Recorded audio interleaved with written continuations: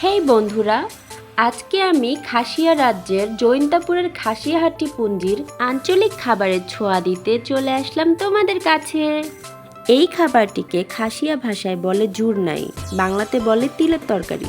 প্রথমে মুরগির মাংসটা ধুয়ে হালকা তেলে ভাজা করে এর মধ্যে দিয়ে দিব কিছুটা কাঁচা জিরা। কাঁচা জিরা দেওয়ার কারণে তরকারির সুগন্ধটা আরও দ্বিগুণ হয়ে যাবে। এর মধ্যে আমরা ঢাকনা ঢেকে দিয়ে আরও কিছুক্ষণ কষানোর জন্য অপেক্ষা করব। এরকম লাল লাল হয়ে আসলে তরকারিটা আরও কিছুক্ষণ নাড়া দিয়ে এর মধ্যে দিয়ে দিব অল্প পরিমাণ পেঁয়াজ কুচি। এ পর্যায়ে হলুদ, মরিচ, লবণ, গরম মশলা দিয়ে আমি একটি পেস্ট তৈরি করে নিয়েছি। এরপর আমি মশলা পেস্টটি ঢেলে দিয়ে সুন্দর করে নাড়াচাড়া করে মিশিয়ে নিব।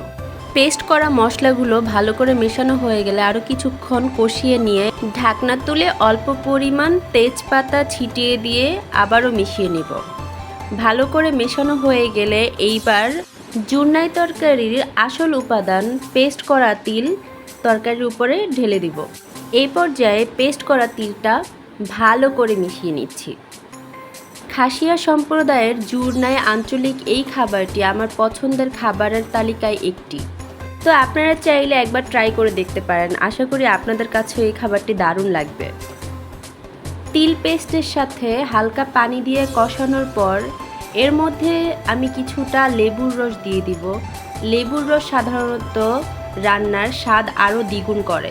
জুরনাই রান্না শেষে কেটে রাখা কাঁচামরিচ এবং ধনেপাতা ছিটিয়ে দিয়ে চুলা থেকে নামিয়ে নিব। তো দর্শক, আজ এই পর্যন্তই। সবাই ভালো থাকবেন। টাটা।